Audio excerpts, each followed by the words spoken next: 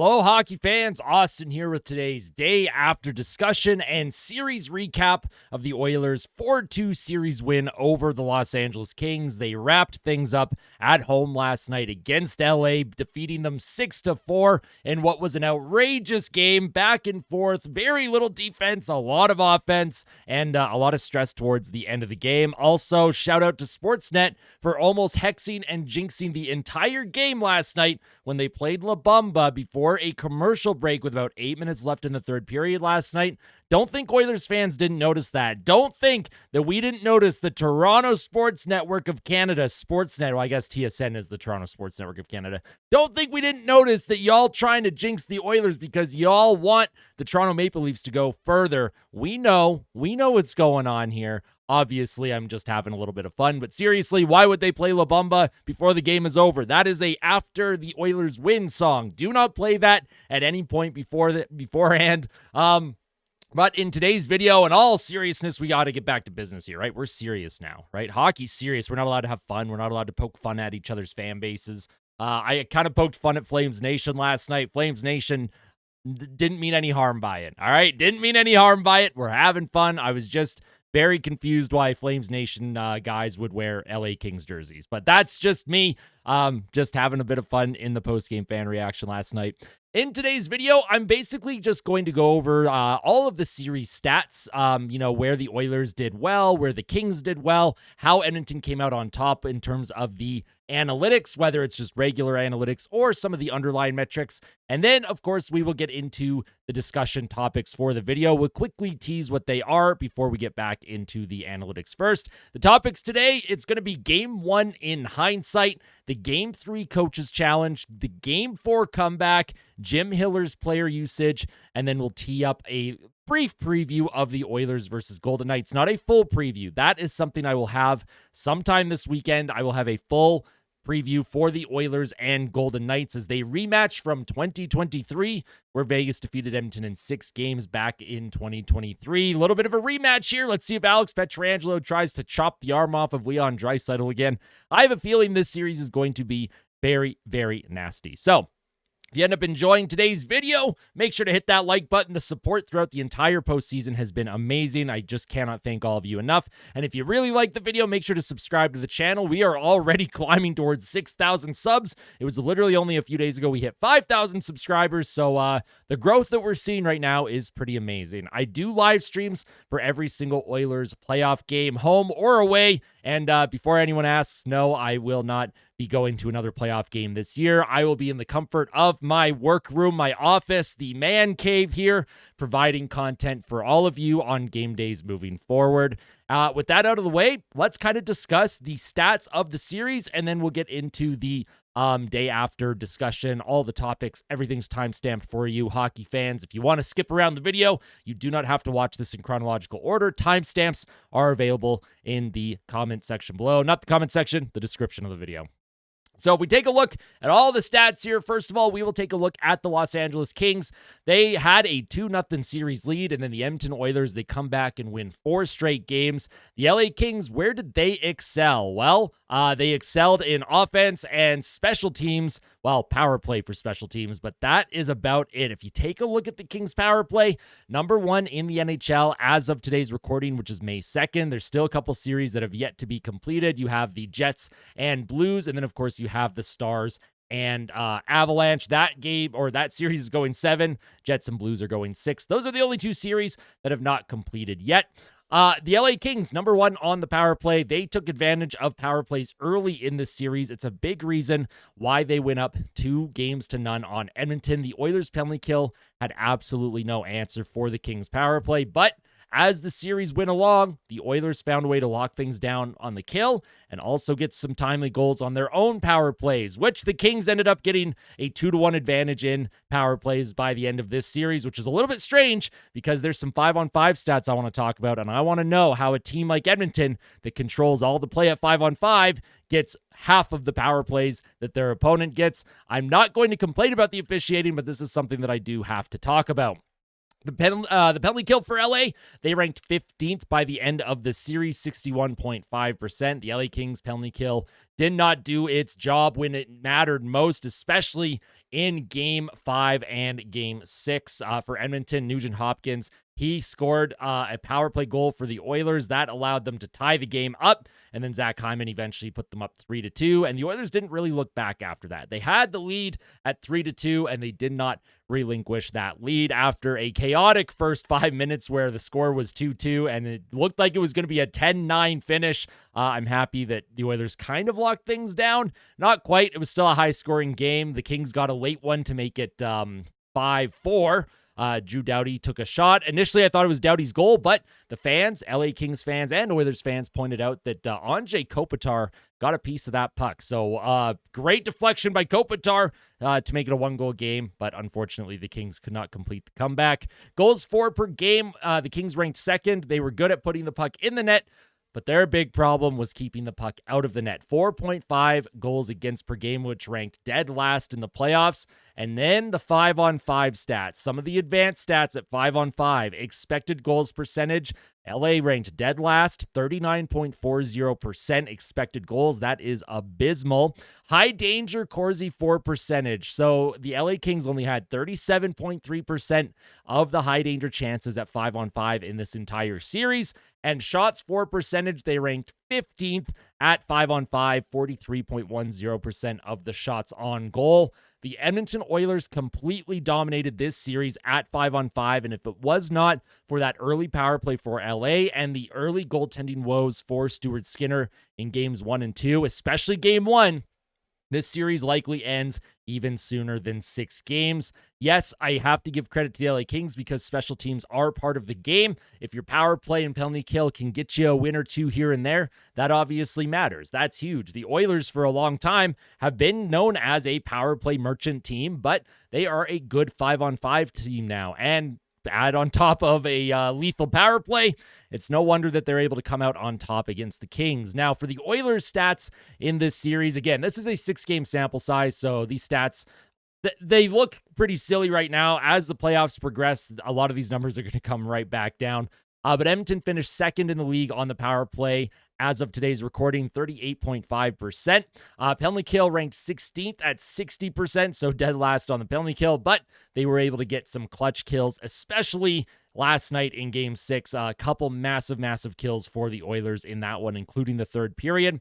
Goals per game, they ranked number 1. Goals against per game, they ranked second last, 15th. Expected goals at 5-on-5, 60.60%. Absolutely dominant performance when it came to generating quality looks at 5-on-5. High danger, Corsi for 62.70%, which also ranked number 1. And shots for percentage, 56.90%, which ranked second in the playoffs. The Edmonton Oilers with an absolutely terrific 5-on-5 play against LA. And a lot of talk coming into the series. Sorry, my voice. I don't have much of a voice after all the chaos and screaming during live streams. The Oilers coming into this series, a lot of fans on both sides, a lot of analysts on both sides were saying that the Los Angeles Kings this year, they're the better 5-on-5 team. They had the better 5-on-5 analytics in the regular season, better defensively. They know how to lock things down. They're good at taking away the inner slot. But as this series progressed, the Oilers were just able to get into lanes. They were able to expose the Los Angeles Kings.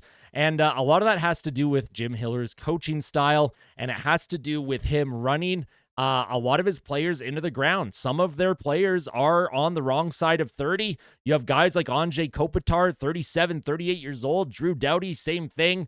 Philip Deneau, he's not getting any younger. He relied way too heavily on his older, more veteran players to lock things down when the Kings were getting leads. And that eventually is going to exhaust anyone, whether you are a young, fit superstar like Connor McDavid, or if you are a wily vet, great two-way player like Philip Deneau. You're going to get worn out. And in the grind of a playoff series, the Oilers were also pretty physical in this one. I don't have the hitting stats for this series. Nobody really seems to track that. Maybe like ESPN or Hockey Reference. I'd have to do some extra research. But I do know, just based on the eye test, the Oilers ratcheted up their physicality way more than what we saw in the regular season. The Oilers were among the lowest hitting teams in the NHL during the regular season. But the addition of Trent Frederick, Evander Kane being inserted into this lineup, and other guys who were just laying the body. Zach Hyman, I think in Game 5, had 10 hits or something outrageous. The Oilers are hitting people, and they're hitting people hard, and I think that weighed on the LA Kings as that series progressed. So these were the stats for the series. Let me know what your thoughts are. Is there anything that kind of pops out and makes you kind of question what the heck's going on? Also, the power play situation. You look at the Oilers 5-on-5 stats, they rank number 1 in pretty much every category at 5-on-5, puck possession, shot attempts, expected goals, high danger chances, yet they had half the power plays that the Kings got in this series. Does that mean that the Oilers were undisciplined or the Kings were playing just unbelievably clean hockey? Maybe a combination of both. This is something to watch out for against the Vegas Golden Knights, who are notoriously one of the league's cleanest teams, at least when it comes to amount of penalties called against them in regular season action. I am not bringing this up as a preemptive excuse for whatever the series result is. All I'm saying is that it's a little bit interesting that when a team is controlling play at 5-on-5, they're not getting the benefit of the doubt from the officials. It's not like they needed calls to win this series because look how good they are at 5-on-5. But if the Oilers want a chance to beat Vegas, hopefully things are called a little bit more evenly. I don't mean like, you can game manage, right? I'm not saying that. The power plays don't have to be even. Because if one team is committing a ton of infractions, of course, you're going to call it, right? Last night, the Oilers got away with a couple egregious penalties. Victor Arvidsson got away with a cross-check to the face of, I forget who it was on LA. Was it Gavrikov? I think got a stick up in the chin-throat area. The refs talked about it. They convened, determined, no, not a penalty. That could have made a big difference, too. It's the inconsistency that drives all of us fans absolutely loopy. All right, now, let's get into today's talking points. A bit of hindsight for Game 1, the Game 3 Coaches Challenge, Game 4 comeback, Jim Hiller's player usage, and then a quick little Oilers versus Vegas preview, which is going to be amazing. I can't wait for that series to start up.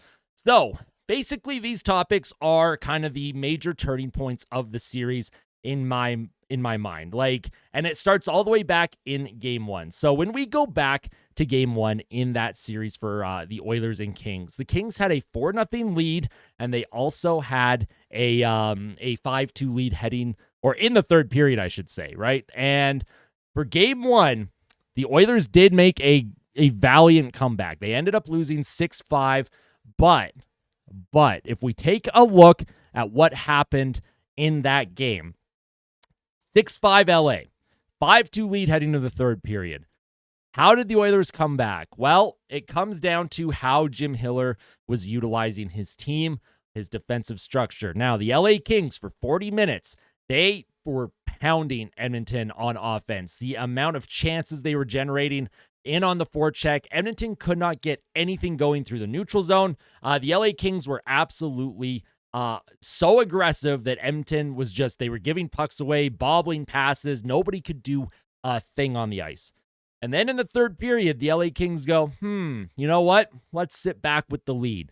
And this is something that fans did point out after Game 1, even though the Oilers lost, and even Kings fans. There was a few Kings fans that were mentioning that. They're like, I didn't like that the Kings were sitting back with that big lead. They should have just kept pushing and putting the gas on the pedal, or the foot on the gas pedal.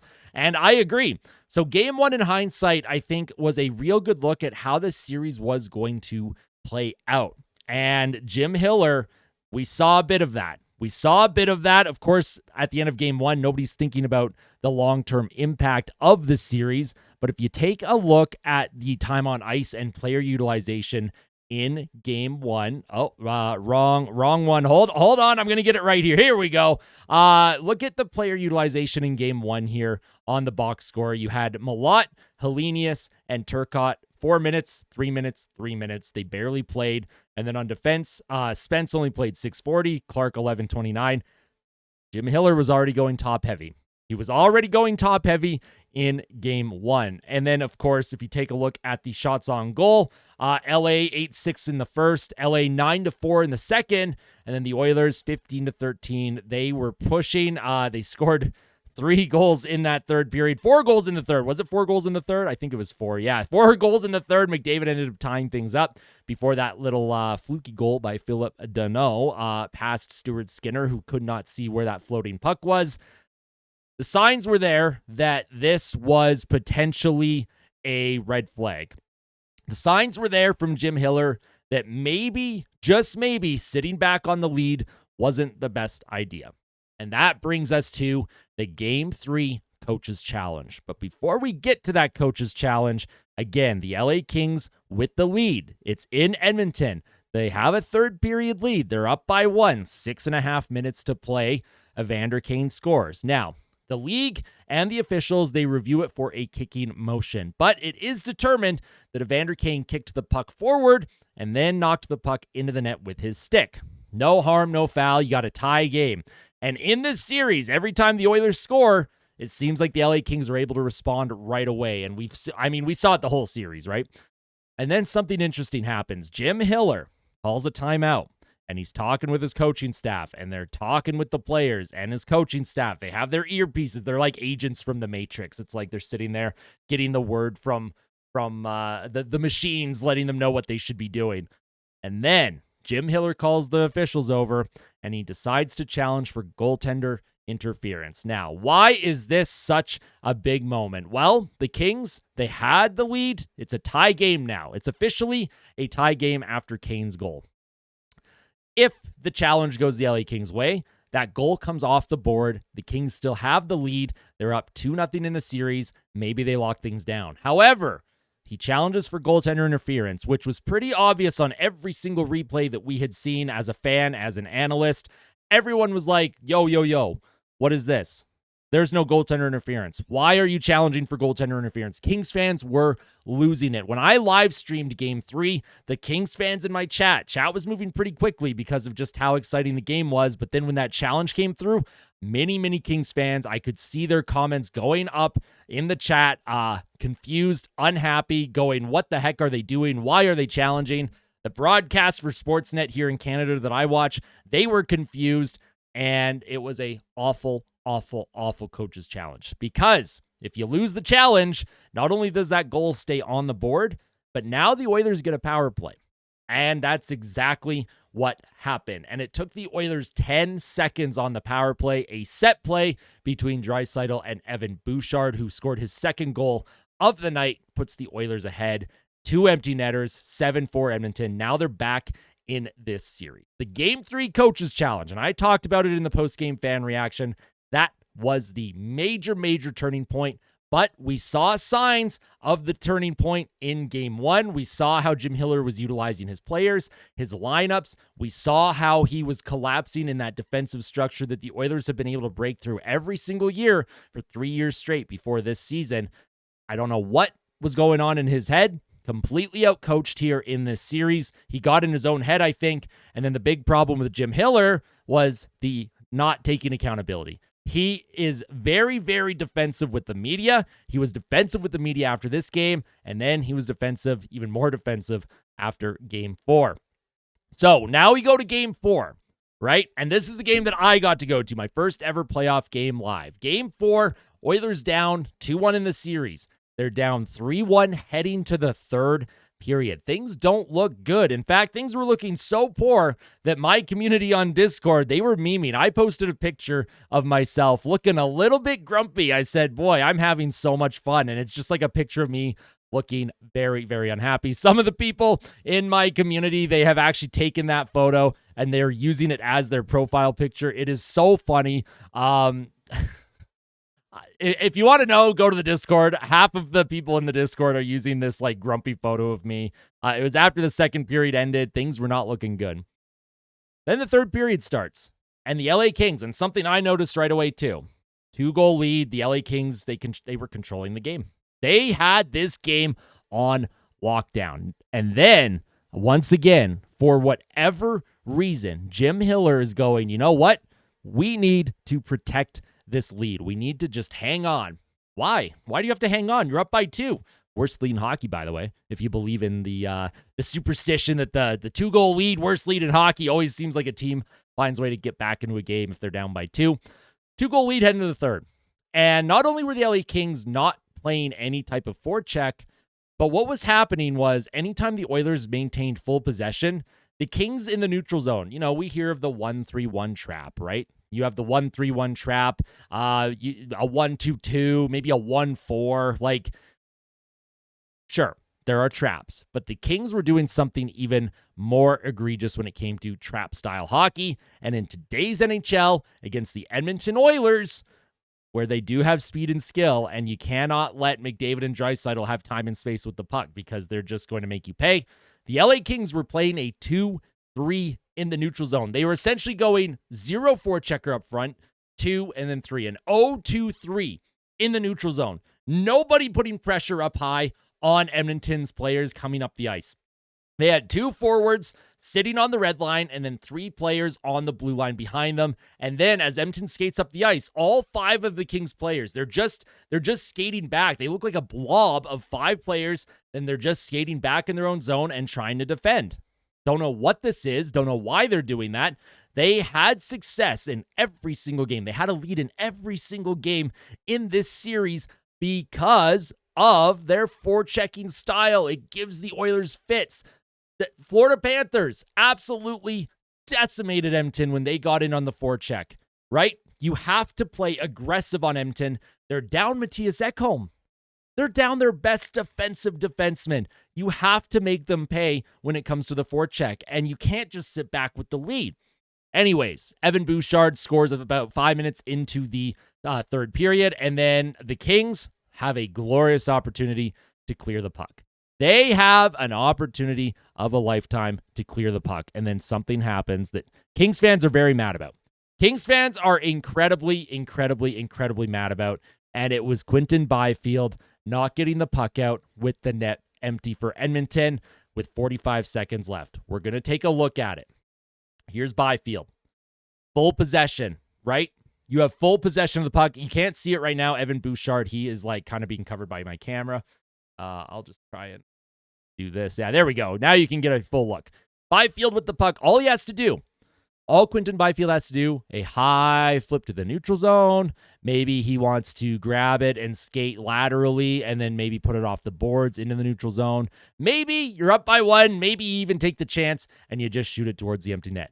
But Byfield, he cuts towards where Bouchard is on his forehand. Cuts towards the half wall, and Evan Bouchard, he comes down with a good slap, a good chop towards Byfield's stick, and keeps the play alive. And of course, the rest is history. Edmonton ties this game up. This is hockey images that precede unfortunate events. This is, a lot of Kings fans think that this is the turning point, but not only is that, it is a turning point. The main turning point was Jim Hiller in Game 3. And then a bigger turning point was how Jim Hiller is sitting on a lead. But an even bigger turning point, in my opinion, is his player utilization once again in a game that the Oilers come back in, but he throws Quinton Byfield under the bus to the media. Jim Hiller throwing his young star under the bus. Quinton Byfield was far from the problem for the LA Kings, and he references Byfield specifically. And yes, obviously as a coach, as a fan, as an analyst, we all see that Byfield, all he had to do was chip it out, right? I understand that. But man, oh man.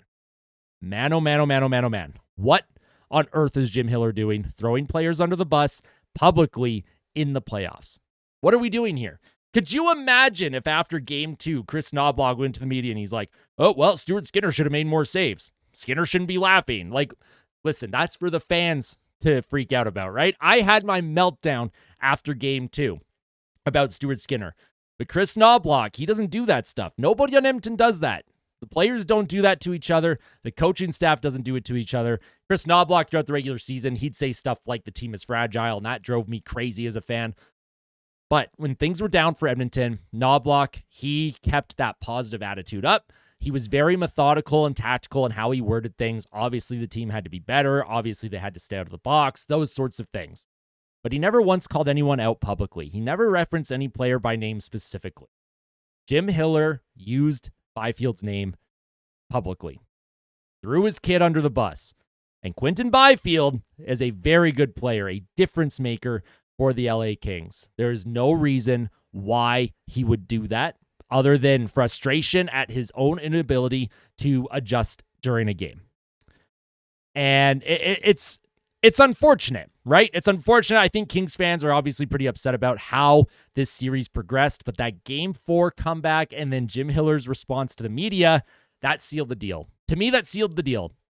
I didn't talk about it on the stream or anything. I didn't talk about it publicly, but internally, I truly did believe that that was it. I just knew that the series was over. I never get kind of overconfident, and I would never come out and be like, oh, well, Edmonton's won the series now because of this. I don't do that. I'm superstitious. Now that the series is over, a little bit of hindsight, we can kind of reflect back.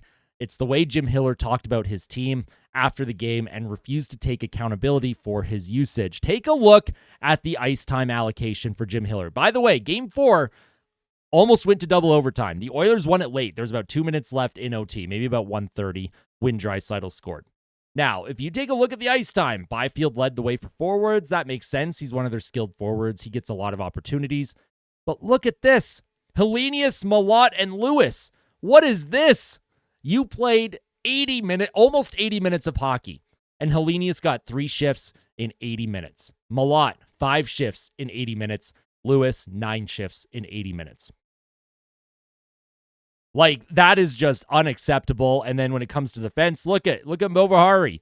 3 shifts in almost 4 periods of hockey. Brant Clark, he had 18 shifts, but only 11:58 of ice time. These are guys that, for some reason, the fans know, right? Kings fans, they're like, hey, maybe we should play our young players more. Like, I don't know, because they're good and they can be a difference maker. And it's so funny because in Game 6, when I talk about Game 6, it was their young players that don't get a lot of ice time that were making a difference for LA. But look at the LA Kings after 2 periods in Game 4. They outshot Edmonton 14-6 in the first and then 14-9 in the second. The shots were 28-15 in favor of LA. But look at the third period and then look at overtime. Look at the discrepancy in shots. The LA Kings eventually got outshot in this game. They were outshot 33-13 in the final 2 periods of play. The LA Kings played shell hockey. And Kuzmenko, look at Kuzmenko for LA, only played 1938 for some reason. Don't know what the heck that was all about. If you take a look at the Oilers, yes, Podkolzin only played 934, but the Oilers, like, these guys are still getting consistent shifts. Same with the defense. Emerson played 838, but he utilized, Knobloch, I should say, utilized 5 D-men, not 4. That allows players to stay fresh, and then when Emerson and these guys do go out, they can be a difference maker. And as the series goes along, that's what you need from some of these players. Now, I've already talked extensively about Jim Hiller's player usage. We know that it was a mistake to play the players that he did, the length that he was playing them at, and how much it probably led to fatigue for a lot of them. But it's not just the player utilization. It's also his attitude with the media. It's his attitude where, he doesn't take accountability.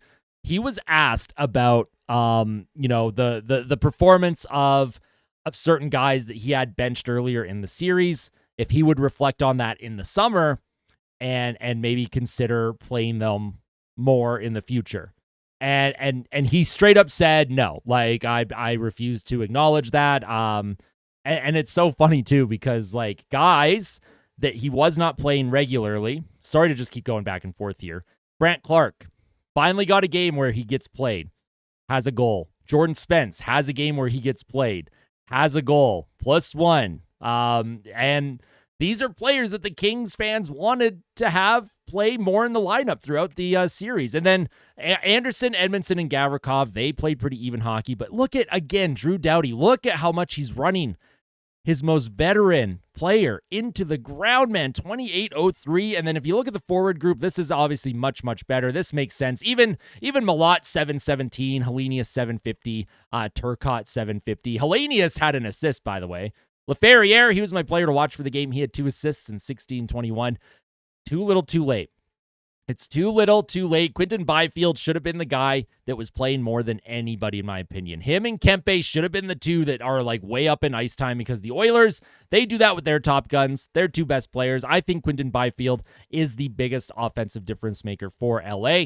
But taking everything in hindsight, taking a look back at the series as a whole, Game 1, Oilers were able to come back when they probably shouldn't have. That was a sign that the Oilers could come back, and maybe the Kings need to adjust when they have the lead. Game 2 was all LA. The Oilers' penalty kill sucked. They couldn't get a save from Stuart Skinner. That was a wash for Edmonton. They just had nothing. It was a 3-2 game in the third until LA absolutely broke it open. Edmonton couldn't stay out of the box. The Game 3 Coaches Challenge. The Game 3 Coaches Challenge was the series turning point. But the cracks were showing before Game 3. The Game 4 comeback and the way Jim Hiller utilized his players and the way he threw a young player under the bus to the media, that was the overall breaking point. Game 1, Game 3, Game 4 all put cracks into the dam, and by the end of Game 4, by the time that media availability rolled around for Jim Hiller, the dam broke. The water pours through, or I should say the oil pours through. There's nothing LA could do at that point. It was over. It turned into a mental battle. Jim Hiller, it turned into an ego battle. And people with massive egos lose that battle every single time. That pride, man, you got to put that at the door, especially in the playoffs. And, I feel bad, right? Like, I'm not going to sit here and, try and make, there's a way to approach this where I don't want to sound like, I feel bad for Kings fans. I feel bad for Kings fans in the aspect that they deserve a head coach that plays his players properly. They deserve an organization that gives them a team that can win a playoff series. They have not won a playoff series since they won the Cup in 2014. An organization that preaches accountability. Well, Luc Robitaille and Rob Blake, Jim Hiller, these guys aren't getting the job done. If you're the LA Kings and if you're Kings fans, I think there's going to be a big, big shift this offseason. If there isn't, if Jim Hiller's back behind that bench, at least according to this recording, he's still technically the coach. No idea if he's going to get fired or not. Kings fans, do you think he should be fired? Do you think there has to be turnover in the front office as well? The Kings are not getting younger. I think LA, this was their best chance to go on a run in the postseason. And if they had a coach that trusted his players more, if they had a coach that didn't throw players under the bus, if they had a front office that made moves to shore up some deficiencies in the lineup, I think this is a much different series. And if the LA would have just played their system, if they would have just played the aggressive forecheck system that gave the Oilers fits all season long when they played each other, LA should have had this. And that gets me to the Oilers and Golden Knights. Now, obviously, Vegas is very well coached. They have Bruce Cassidy behind the bench, former Bruins bench boss who I loved in Boston, but he eventually wore out his welcome, and that happens with certain coaches. Bruce Cassidy's considered one of those hard-ass coaches. He's tough on players, and he's tough with the media, but he's fair.